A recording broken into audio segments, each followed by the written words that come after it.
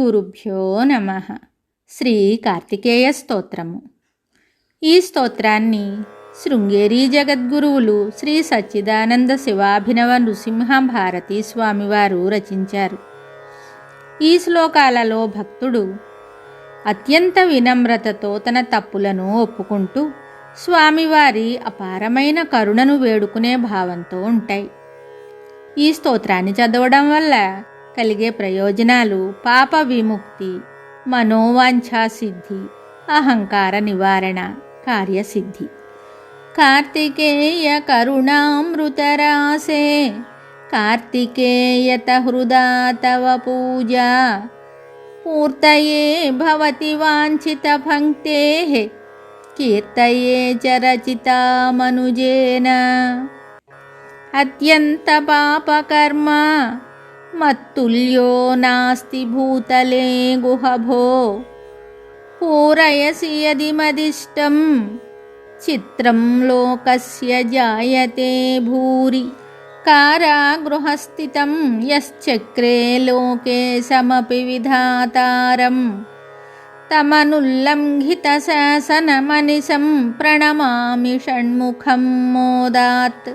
నాహం మంత్రజపం తే సేవాం సపర్యాం వా నైసర్గిక్యా కృపయా మదభీష్టం పూరయాసు తద్గుహభో.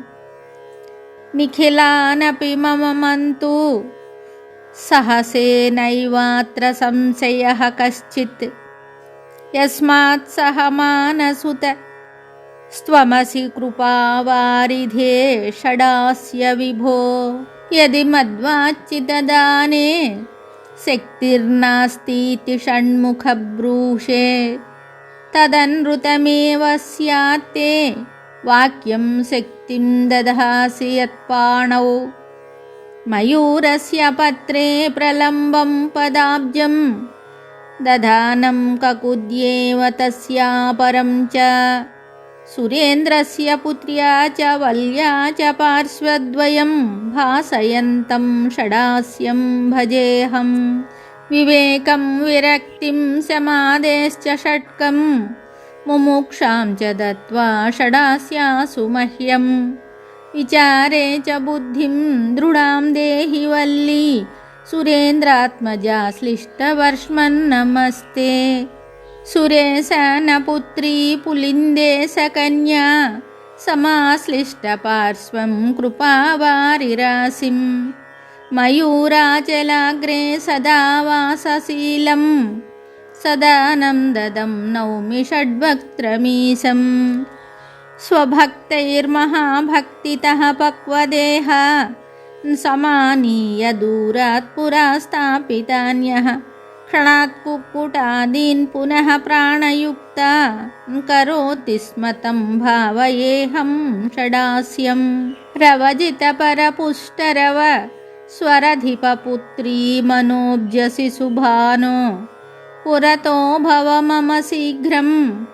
పురహర మోదాబ్ధి పూర్ణిమా చంద్ర శతమఖముఖ సురపూజిత నతమతిదాన ప్రచండ పదసేవ.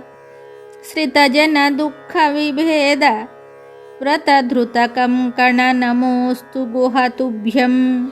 వృష్టిం ప్రయశ్చ షణ్ముఖ మయ్యపి పాపే కృపాం విధాయాసు. సుకృతిషు కరుణాకరణే కా వా శ్లాఘా భవేత్తవ భో. మహీజలాద్యష్టతనోః పురాణాం హరస్య పుత్ర ప్రణతార్తిహారిన్. ప్రపన్నతాపస్య నివారణాయ ప్రయశ్చ వృష్టిం గుహ షణ్ముఖాసు. పాదాబ్జనమ్రాఖిల దేవతాలే సుదామ సంభూషిత కంబుకంఠ.